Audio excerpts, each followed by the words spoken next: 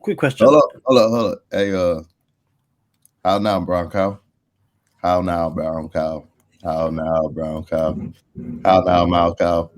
You ever seen that? No, You never seen that movie? no. I'm Like done. if you say something, wait. If you say Let's stop something it. from Ace Ventura, then like So you seen Ace Ventura?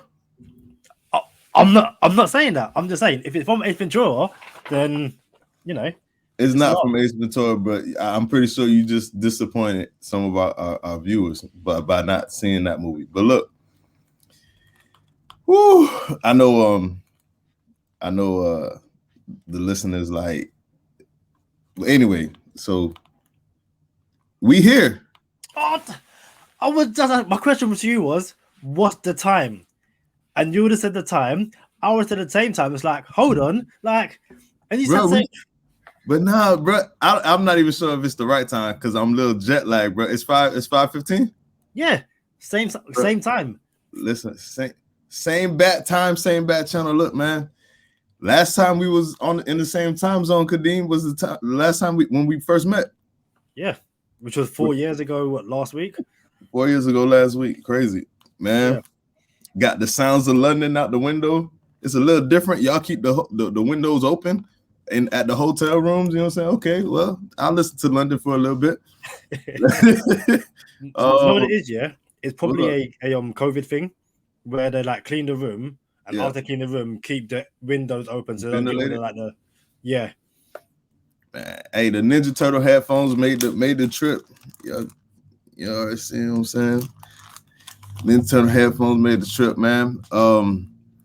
Me and Kadeem was just talking about USB-C adapters.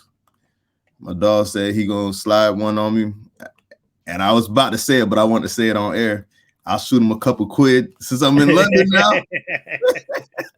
Shoot that boy a couple quid. Well, you know what? Or you know we can hit up a pub and you can buy me a pint. Do you know what I mean? Hey, however you want to do it, man. I'm on y'all. I'm in y'all region now. We could get with the whatever you want to do, man. What's going on, bro? I actually had a flight was, you know, and obviously last time we recorded, there's kind of a even though your flight is the next day, are you going to be able to get on the plane? Is COVID going to happen or anything like that? That's why I said obviously there's hurdles, but now you're here in this country, you know, it's one less hurdle, I guess. Bro. All the way up to takeoff. I'm talking about wheels up. Taxiing the runway. I still wasn't sure if we was coming or not, man. We had the COVID test before the flight. We had passenger locator information, reference numbers you gotta have on file. You got to the airport in Miami, and they say, hey, we need all of this information. I'm hoping no one dropped the ball and said, oh, you don't have this. No one told you needed whatever this was. And we get there and just knowing like, this is it, Michael Jackson. Like just knowing that this is it. This is the day of travel. This is all the final inspections. You checked off all the boxes. And now this person has to tell you, okay, you made it, or okay, you didn't make it. I ain't gonna lie, I'm gonna take it to a little area that I know you wasn't expecting, but all these movies that you see, like I don't know, I see a whole bunch of, you know, like movies where countries be closing down and people try to run for the border and try to get out and stuff. I ain't gonna lie, it brought my anxiety up a little bit. No, like knowing, yo, I spent the last 2 years trying to come here, right? Or not, I didn't spend the last 2 years trying to come in, but I've been wanting to come in for the last 2 years. I took off of work. I'm here for 2 weeks. It's paid. Everything's paid for, and I'm at the airport. And I'm at the. I don't know. I can't find the word right now. But yo, if this lady says you can't go, then I just can't go, right? And I was like, man. And this is just a vacation to London. I can only imagine when like countries be shutting down. And people try to like flee and get out before the country closes, and then the airport is crazy, and then someone says, I'm sorry, you can't go. Like, dang, you just have to turn around and that's it. Me, on the other hand, I have a 2-week vacation. I could sleep in my own bed and watch from the comfort of my crib. So that's, I know you didn't think I was going here, but that's where my head was. You know what I'm saying? I'm like, dang, it is what it is. If we make it, we make it. If we don't, we don't. So we made it through the Miami airport. Then we get to Atlanta because that's where we're connecting. And Atlanta, the lady at Miami said, yeah, you're good. If you make it here, you're good. Then we made it. All right, we're good. Get to Atlanta. Atlanta's like, hey, you got to see us. Y'all got to see us at this spot now. All right, here we go with the foolishness. But okay, we'll do this. It is what it is. We signed up for it. So we go to the Atlanta desk. The whole airplane is in line at this desk, and then they got to go into the line to get on the plane. Okay, whatever. And we make it again. The Victory Visor made it to London. You know what I'm saying? I'm not putting it on until we win, because it's, you know what I'm saying, we got to get a W, man, for the visor. But look, man, I finally made it. Finally, The Rock has come back to London. It's Go Time Dolphins, the Miami Dolphins podcast that goes not only across the pond, but across the world. I'm Charlie Touche, Charlie Time Zone. I got Kadeem Simmons with me, for the fans, by the fans. What's up, bro? It's game. I say it's game week. It's been game week since we lost to the Colts, I guess. But there's been a crumbling realization among Dolphins fans on Twitter alone, where it's kind of like, we've got the Bucs this week, and the last thing you want to do is go into the Bucs game, you know, potentially 1-3, which is what we are, and then go into the Bucs game where you might be down your 1A or your 1B corner. You know, Byron Jones might not play, so they're going. We've got to play Tom Brady in the Bucs, potentially a corner down, definitely. I want to say 2 receivers down, because obviously we traded away Jakeem Grant, but now Will Fuller's on IR.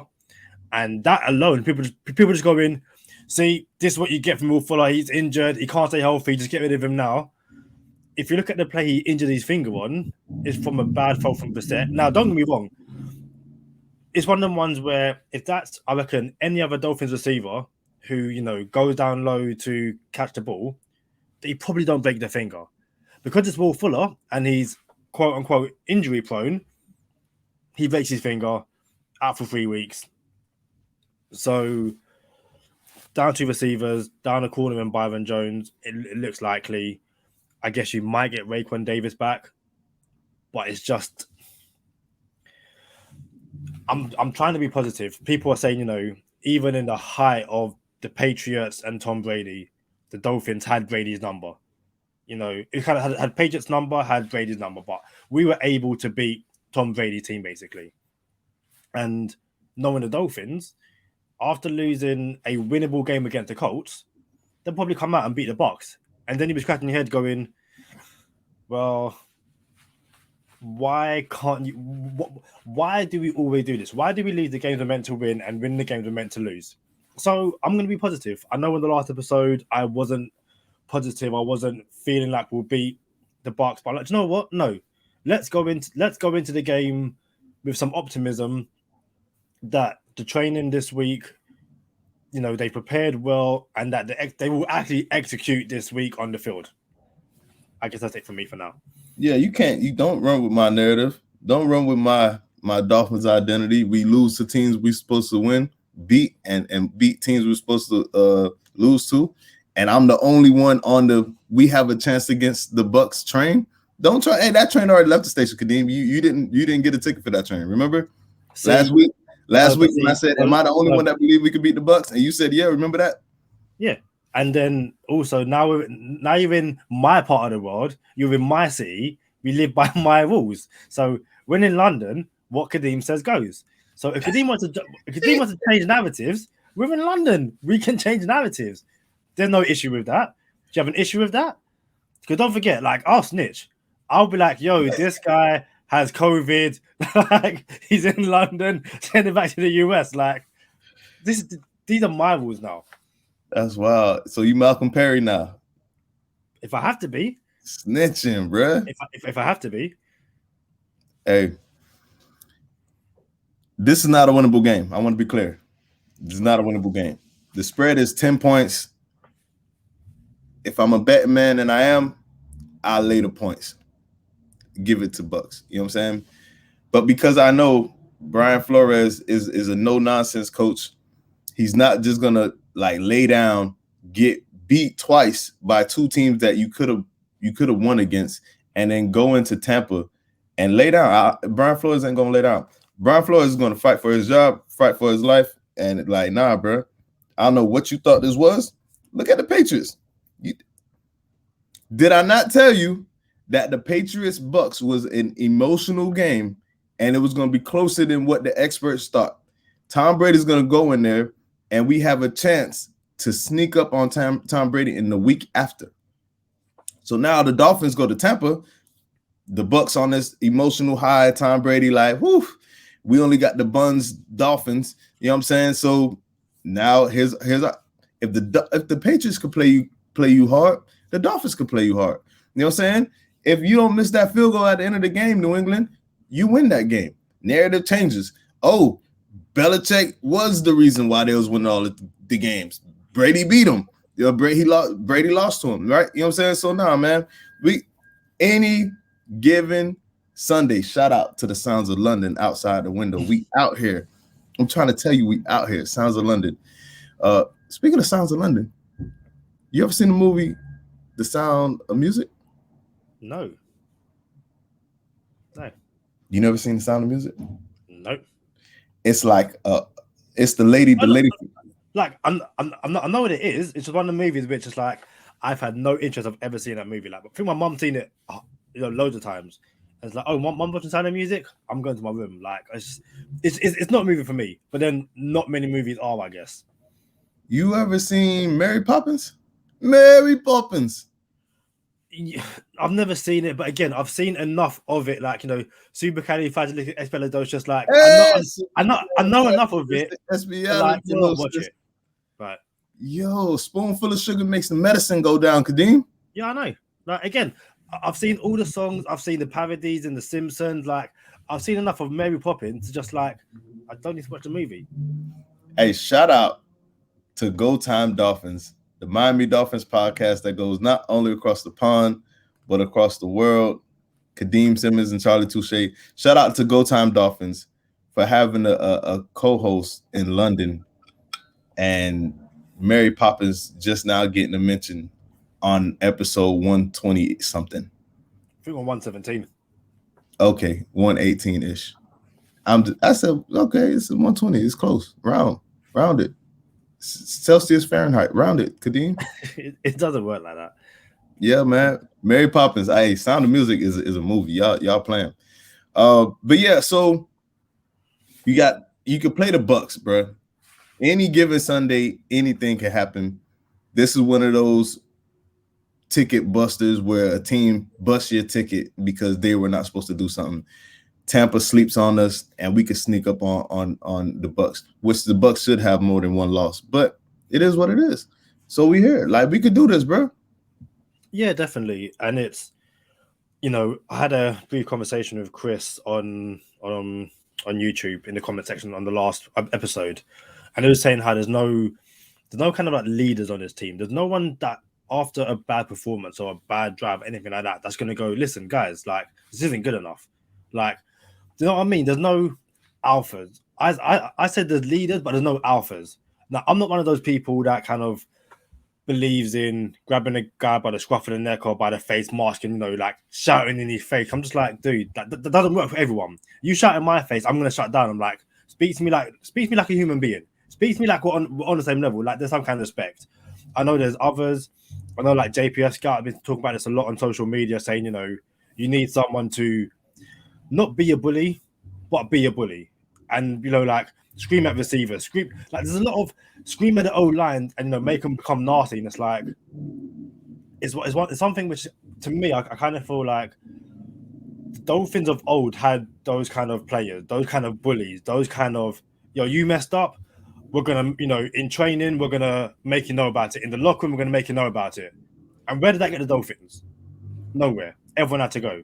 And I kind of feel like the Dolphins have gone too far on the other side, where it's like, sometimes you do need someone to be a bit nasty, but as long as they don't kind of fare into bully territory. And I kind of think, after the last few games, after the last few performances, that the offense has shown, kind of need someone to be like, listen, guys, let's turn this around now. I think Jacoby Brissett put it really well. We're now into the second quarter of the season. The first quarter didn't go as well as we had hoped, but that's behind us now. We're 1-3. The second quarter, let's go 4-0. Let's start the second quarter of the season with a win. And I feel like the Dolphins just need someone to be like, okay, guys, the mistakes of the past have gone. Just a radical, I guess. What do you think? I think the phrase around the league is like bad boys and choir boys. And I would think what you just said was we have too many choir boys on the team and we don't have enough bad boys on the team. As far as alphas, I wouldn't say we don't have no alphas. You got to be pretty, man, you got to have a personality to succeed if you make it to the NFL. Is everyone an alpha in the NFL? No. But just because we don't know who the alphas are doesn't mean that we don't have them. It's the second quarter of the league. First quarter, we laid an egg. We blew it. We laid down. And here's an opportunity. Like if you said, what's the Dolphins' record coming out of the first 5 games? Everybody knew that the first 5 games was the hardest part of the schedule. We can switch it up. You know what I'm saying? We have the ability to like, let's get the train back on the tracks. It's not gonna be an easy task. And I gotta 1-4 better than 0-5. You know what I'm saying? And like we have to start somewhere. And I'm not giving us the L already because I'm probably the only Dolphin fan that think we could probably pull this off. And if we don't, then we don't. But I'm not. I know the phrase "any given Sunday." I know what that looks like. And unfortunately, my team is here to where we need to scratch and claw out a W in Tampa. Yeah, definitely. And I just think not that it can't get any worse, because of course it can get any worse. Like it's one of them things where don't say that because it probably will. But there've been questions about the offense and not pushing the ball downfield and all that kind of stuff. And Jacoby Brissett was like, yeah, I understand, I'm trying, but the defense is giving it to us and stuff. And I kind of feel like they're going around in circles. It is what it is at this point. But I just kind of feel like, we're up against a Bucs team, which I don't think it's been mentioned too much so far. But if we have problems with the offensive line, the first 4 weeks, the last person you want to face is Vita Vea. Like, dude, he's going to be an absolute wreck, basically. He's a one-man wrecking ball. And if we aren't prepared to be nasty up front, he'll be in the backfield all game. Like, I know we talk about, running the ball, establishing the run and stuff like that. Vita Vea can shut that down in a heartbeat. But again, they got more than Vita Vea over there. Of course, yeah. But they got a whole D line over there. Yeah, but I feel like, especially the interior of this offensive line, like Vita Vea will just eat up double teams and get through double teams. So it's kind of like that offensive line better work this week. But then again, this is a very good Bucs team, and we just need to be prepared and just. I'll be honest, take those risks early. Let's not wait until the fourth quarter to start throwing the ball downfield. Like, let's test Richard Sherman. Let's see if it's going to be the Seahawks Richard Sherman or the 49ers Richard Sherman. Let's test him early. I'm not saying Richard Sherman's done, bro. He done like Roethlisberger is done. They both well. Yeah, but again, it's like if he's done, let's test him. Let's not, the little dump offs and let's get linebacker turning. Let's get Vita Vea running so that that he's out of breath. So then we can start running the ball a lot easier. Let's play complementary football and let's just take risks from early. I'd much. Oh, this can sound really stupid. I'd much rather throw an interception on the opening drive because we've tried to go deep, as opposed to go 3 and out and punt the ball away. Because, like, do you know what? We've given the ball back to them. I keep on doing it. I keep putting my hand up here. I need to start doing that. But it's not. Maybe I'm just being stupid. Maybe you disagree, but I just kind of feel like people have been posting the opening drive against the Patriots, where it's just like we took risks. Gaskin ran the ball well. To force the issue, Jalen Waddle looked good, and I feel like that's been the only time this season, that and the start of the second half against the Patriots, where we've imposed our will on the opposing team, and we've kind of gone back into our shell, especially after that game. Is it because Tua came out? Who knows? But we've seen in very, very, very brief periods that this offense can get the ball rolling. So let's take risks. I kind of feel like I'm just rambling at this point. Let's just take risks. I was thinking about this because I know you haven't you straddled the fence and you haven't picked the side yet, but you want Eichenberg to play left tackle, right? Nope, never said that. All nope. Right. Very quickly, the question I asked you was, would you move Austin Jackson to left guard simply because I've seen it on Twitter? Like, I've never said play Eichenberg at left tackle. All I said was that people on social media have said that, and I'm asking the question. I don't think I've ever said I would move Eichenberg to left tackle. I don't think I've ever said that. Y'all know Jesse Davis was the one who whiffed on that block until it broke ribs because of that missed block. We know that. Yeah. So that's what we want to see for the rest of the season. This is something to answer people who are saying again, like obviously I've brought the question to you, so I guess in that scenario I am speaking for the Twitter masses. But me personally, I'd keep Eichenberg at right tackle. It's what I would have done when we drafted him. And it's like, he's had a baptism of fire.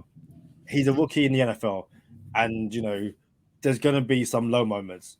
If the other option is Jesse Davis, I'd kind of just rather go with Eichenberg because we're going to get from Jesse Davis at right tackle. I mean, we kind of know what we get from Eichenberg, but if he's a rookie, he has an excuse. Yeah, that's what I'm saying, yeah. Like, Jesse Davis at this point had no excuses. What you make of Will Fuller being hurt? Like, is at this you can't defend the man gets hurt all the time now. We can't defend it. Do we get him at a discounted price next year since he's on the 1-year contract? Do you get him at a discounted price, or do you just say I'm done with Will Fuller? I'm not entertaining him next season. I think it would, and I sound like I'm straddling the fence again. I think it really does depend on the discounted price.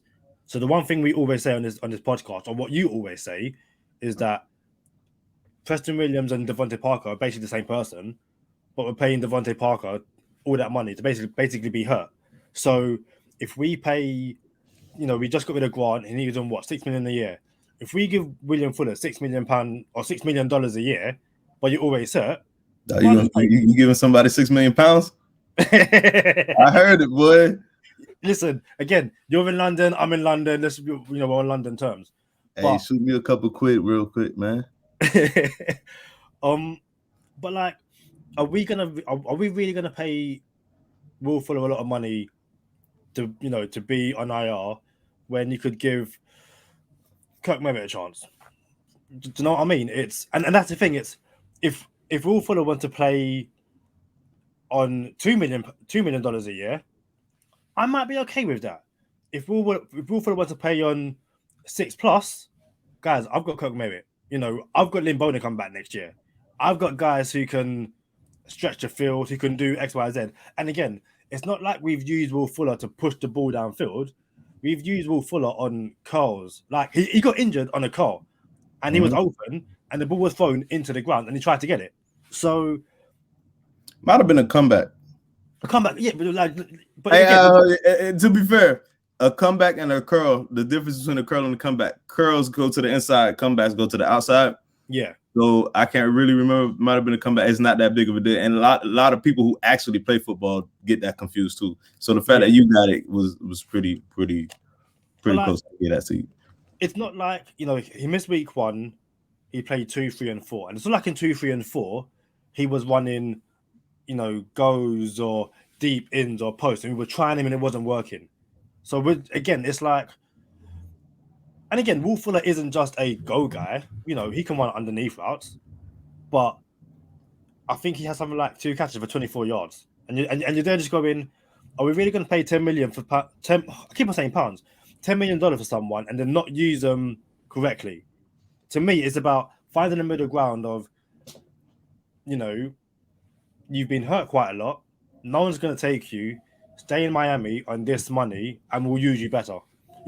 If he doesn't extend an extension, I'm not going to cry. I'll be like, okay, cool, off you go. At this point, it don't matter what receiver we have. There's no reason to go get Allen Robinson. There's no reason to go get Devontae Adams when Aaron Rodgers leaves. There's no reason to go get Odell Beckham Jr. after this year. There's no reason to go get no sexy receiver no more, bro. For what? You know what I'm saying? Like, if you input any one of those receivers right now, it looks like it's going to be the same exact thing, bro. Yeah. So something needs to change, bro. There's a hair in the smoothie, bro. I don't care whose hair it is, but we got to fix it. You know what I'm saying? I don't care. There's something wrong with the offense. Is it the line? Is it the OCs? Whatever it is, it needs to be fixed. It's that simple. Yeah, that's all I got. Right? Go ahead. No, I was gonna say, people are saying, well, not judge it, but see what it looks like, from next week and the week after until it gets back. That's all fun and games. But again, if the offensive line is still playing trash, then Tua is going to be running for his life on partially repaired ribs. So it's, again, I'm not going to say it can't get any worse, because Miami will find a way to make it worse.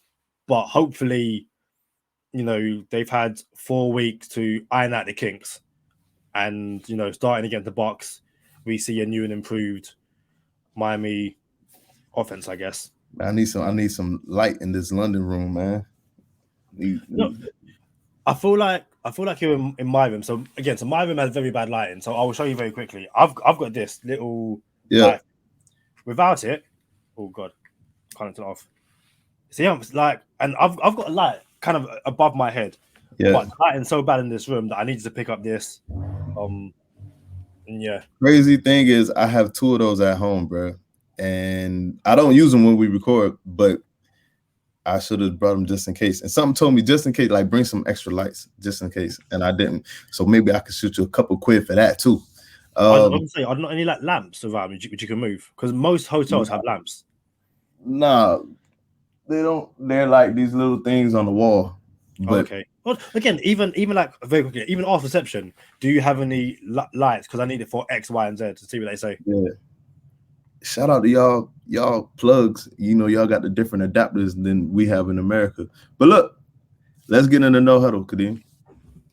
Cool. So start with that Tampa weather. On Sunday, it's 31 degrees Celsius or 88 degrees Fahrenheit. You guys have heard when we're recording, so the latest injury report hasn't come out. But from what we do know, the only person who hasn't trained so far this week is Byron Jones with that quad injury. He did not participate in training on Wednesday. I would not be surprised if they sit him this week. Maybe we see Noah. Who knows? But I do think if you don't see Noah this week and Byron Jones doesn't play, that is a damning indictment of Noah Igbenogany. And that's something to discuss on Sunday after the game. Also, who we showed up on the injury report were Xavier Howard and Brandon Jones, but they participated fully. And then obviously we know Will Fuller's out. Lo and behold, Devontae Parker and Adam Shaheen were limited this week. In terms of the Bucs, running back Giovanni Bernard was limited. Antonio Brown participated fully, but he has a knee injury. Carlton Davis did not participate, quadriceps. Jamal Dean was limited. Chris Godwin was a full participant, but he is carrying some kind of thumb injury. Gronk, I don't know if Gronk is out this week. He was definitely out last week. He's Yeah, also I think he's out. but rib injury. Patrick O'Connor calf did not participate. JPP Jason Pierre-Paul was limited, and Antoine Winfield did not participate. He had a concussion, so I don't know whether we'll see him on Sunday either. Unfortunately, for the Dolphins' sake, this would be the shortest fantasy football segment on Go Time Dolphins. You're not starting nobody on the Dolphins. Nobody. I have traded away my last stock of Myles Gaskin in all my leagues. I traded Myles Gaskin away for a pack of Skittles, bro. You know what I'm saying? Now I'm playing. But I did trade him. I can't even it's so bad for fantasy football and Dolphin players right now that you can't even trade the players. You have to package them in a trade with other players. Hey, I also throw in Devontae Parker. I also throw in Mike Gesicki just in case he does something later. I can't even trade these boys head up for nobody. So I'm not starting nobody. Nobody. Keep Sweat voice. Nobody. If you want to start somebody, the closest thing to start is Jalen Waddle. Maybe he's returning punts this week now that Jakeem Grant isn't there no more, and he houses one. You know what I'm saying? Or he brings a spark to the special teams game. Maybe he gets off of 14 receptions again, and something happens. Flip side is, you can start your Jason Sanders. I'm all good with Jason Sanders. You should only have one kicker. Jason Sanders always a go to me. Flip side, Tampa, all the weapons. Give me all the weapons. Give me Mike Evans. Give me Chris Godwin. Give me Leonard Fournette over Rojo this week. I don't speak of that quarterback's name, but what you said, Kadeem, that's really all I got. Start the Tampa defense. That's all we got for No Huddle. Oh, actually, very quickly, I'm just seeing that Byron Jones is dressed at practice at the moment and that he's going to practice. So maybe you do see Byron Jones, but again, it's a quad injury. So you have no idea whether it's going to go again, whether it's going to be 1-1, actually I'm done, or whether it was a slight niggle and he'll be back. He'll be fully fit on Sunday.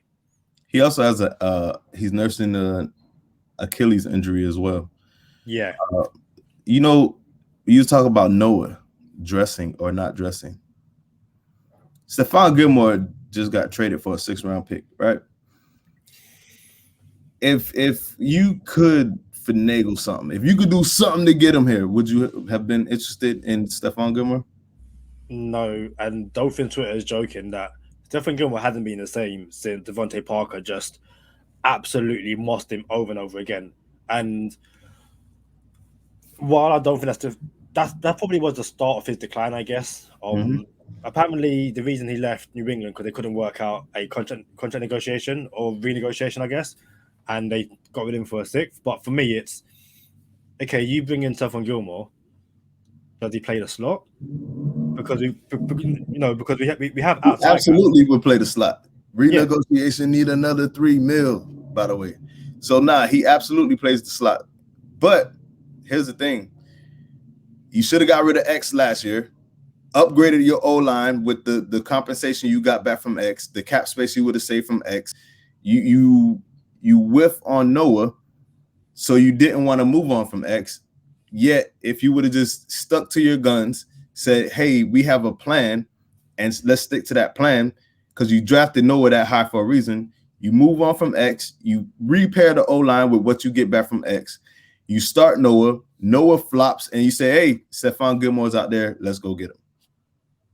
Then your O-line would have been straight by now. But you gotta play the hand that you was dealt. You gotta stick to the plan, stick to the script. And I think we deviated, and I think our O-line is in trouble. I think our DBs will be in trouble next year too, because what's going to happen? Like, what are you going to do? Like, what are we doing? We're going to move on from X next year for sure this time, and then you're going to have a hole on the outside, and you're going to have a hole in your nickel. We're about to have a whole bunch of holes again. That's not cool, bro. And again, it's if it was any other team, it's like when the like I don't want to say it's the same draft class, but we are eerily close to that Brown draft class where they took was it 3 first rounders? It was like Justin Gilbert and 2 others, and they completely. You know what? Let me quickly fact check this because that draft class was awful. Let's have a look. That was 2014, and it was gone within a year. Wow, ouch. The 2014 NFL You talking draft. about the Coleman? Was the receiver name was Coleman or something like that? Corey Coleman. I think I don't have a picture of Corey Coleman, but I have a picture with Deshaun Kaiser. I have a picture with Deshaun Kaiser when he was over here. So let's have a look. Yeah, Clowney goes first. Yeah, the Browns at number 8 took Justin Gilbert, corner, and they could have taken Odell Beckham. They could have taken Kyle Fuller. Could have taken Aaron Donald, but nope, they opted for Justin Gilbert. Then they took Johnny Manziel. Yeah, I knew it. Johnny Manziel, and then was it just those 2? Yeah, I guess it was. But even so, people are kind of saying, are we Cleveland, and are we going to look back at those 3 first round picks in Austin Jackson, Noah Igbenogany, and Tua, and just be like, how do we whiff so badly? The jury's still out on, I'll say 1.5 of them, 1.5, maybe 2, or maybe even 3, depending on your thoughts on Tua. No, 3. What? No, jury's still out. Jury's still out. Jury's still out on 2 of them, and I'm glad we brought it here. People, Herbert. Listen, this is what I like to do when it comes to quarterbacks. If you switch teams, which quarterback would be better? You know what I'm saying? Like that, with not just Tua and Herbert, like with all the quarterbacks. Hey, who's the better quarterback? Kyler Murray or Patrick Mahomes?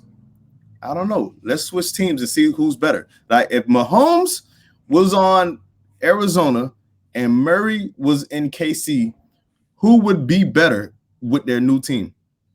I'm gonna have you answer that question. Who do you think would be better? Would Mahomes be better in Arizona, or would Murray be better in KC?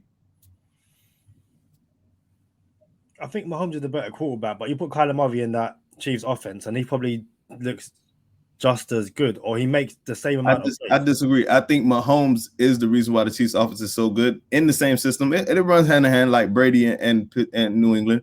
But Mahomes is you put Mahomes in Arizona, I'm pretty sure he's still dealing cards. Dealing.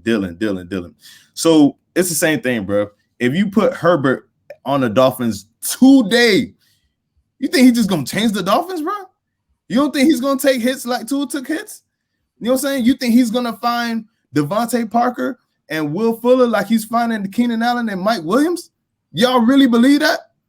Y'all think Herbert comes to the Dolphins and he starts to look as good as he does in LA right now? Flip side, you think if Tua goes to LA, he's not gonna look good? Come on, man. Y'all tripping, bro. And that's how I've always done. Who's the better quarterback? Hey, Matt Stafford is better than. All right, well, put Matt Stafford on another team and watch what happens. Ironically enough, they're about to go to the Super Bowl in LA, the Rams. So yeah. Shout out to Matt Stafford. But so Chris Kaufman on Twitter, he's a Dolphins fan, and kind of spoke about. He had this long Twitter thread and talks about various players. So I'll quickly run through it because I found it a really interesting Twitter thread. But he was kind of saying how, he says there was a time in 2004 when it appeared Drew Brees was a bust. Chargers had just taken Phil Rivers, number 4 overall, to replace, and AJ Felix was ascendant, as the Dolphins had just traded a second rounder for him. They were in the same draft class. He then speaks about, Vince wins Rookie of the Year, and then you got Jay Cutler at the same time. Talk about there was a time when it appeared Miami made the right call taking Ronnie Brown over Aaron Rodgers in 2005, as Brown was a star by 2008, while Rodgers was being questioned openly by people like Merrill Hodge, and even saw his own team draft a second replacement, Brian Brom. And again, it basically goes through all these different scenarios where, within 1-2 years, everyone's like, okay, no, this is definitively it. That's it. End of discussion. And then a few years down the line, it's like, oh, hold on. Like, and again, things aren't black and white. Quarterbacks or any NFL players' development isn't linear. You never know. So, for all the people saying that, yeah, the Dolphins 100% missed out on Justin Herbert because he's good right now, can we at least evaluate this in 3, 4, 5 years' time?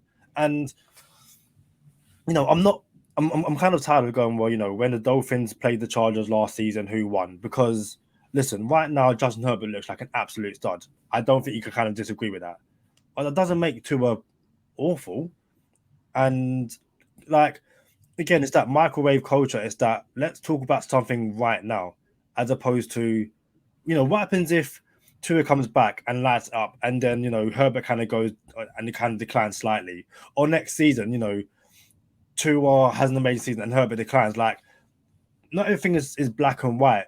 Things chop and change in the NFL basically every single year. Like, it's just tiring at this point.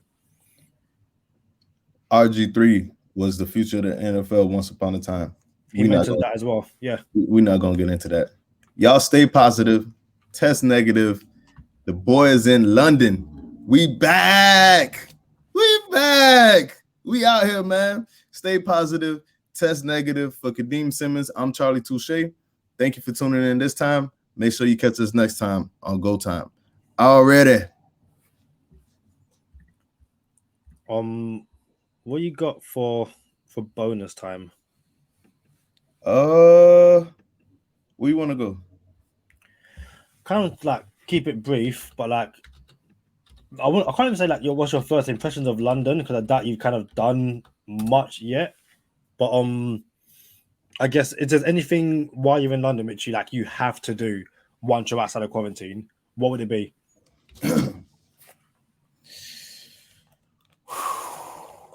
I'm gonna say, I told you I could live here, bro. It just feels like a second home. Oddly enough, it does. And I knew that it was gonna be different. And I was telling LB, this is the furthest I've ever traveled and the lightest I've ever traveled. It's the weirdest thing because I've packed lighter than ever. You know what I'm saying? But that's partly because I knew we was in quarantine. You know what I'm saying? So I only packed for a few days, but we're here for like 2 weeks. You know what I'm saying? So I packed all my little sweaters and little joggers and stuff like that. But man, there's nothing that I absolutely have to see while I'm here. But I'm gonna go. I'm Leicester Square. I'm gonna go see the Big Ben. I'm gonna go walk around, bro. I'm just out here, bro. There's nothing that I absolutely have to see, but I'm here. Yeah, I can't think of anything which you definitively have to see. Obviously, in an ideal world, you weren't quarantining right now, and I say, you know what? On Sunday, go to the Hippodrome Casino. That's where they show all the NFL games on a Sunday. The atmosphere is amazing. Probably the best place I've been to watch a game in London outside of an actual NFL or an actual NFL game live and stuff like that. But yeah, it's just weird how, like you said, you're quarantining, so it's kind of like you pack light. Can it go from there, I guess? Bro, it's man. I don't know, man. I just like I'm the foreign one now. You know what I'm saying? I'm the person that's foreign. You feel like when you in Miami, everybody's from somewhere else. No one in Miami is from Miami. You know what I'm saying? When you go out, oh, I'm from here. And now I'm the one that's from somewhere else. So I'm comfortable. I like it here, man. I will say this for giggles. We're at the airport and half the plane was Atlanta Falcon fans because Atlanta's playing this week in London. So people will come. Say what? Don't have to quarantine. Who? So the Falcons are playing this weekend, yeah? Yeah. So if you're arriving today, yeah, you have to quarantine, surely. Not if you got vaccinated. Oh yeah. So we got vaccinated, it's like a 2-day quarantine. I guess so, yeah. Yeah. So it's a gang of Atlanta fans, right? Atlanta Falcons fans. You see a couple Jets fans, and a lot of people coming up to me. Oh, Dolphins playing this week too? No, we're playing the week after, and it made me think maybe that's why Atlanta took the London game, because they knew they were gonna play the Buns Dolphins like shortly after, bruh. And we thought we took the Atlanta game because we was gonna play the Buns Atlanta defense. How about that? Yeah. That's wild. I just can't believe how quickly, I wouldn't say how quickly, but how things change in the NFL and how I'm not going to get into the whole Dolphins spiel again. Like, we've kind of had it, I guess. Just, yeah. Let's see how we play against the Bucs. And then, I guess, we could then look forward to the Jags. Hey, share, like, subscribe at Go Time Dolphins. I'm at Charlie Touche. He's at Kadeem Simmons. Keep follow us with the London trip on all social media platforms, man. We are out here, man. I can't wait. I get to see my dog again, man. Let me out. Go Time Dolphins. Signing out.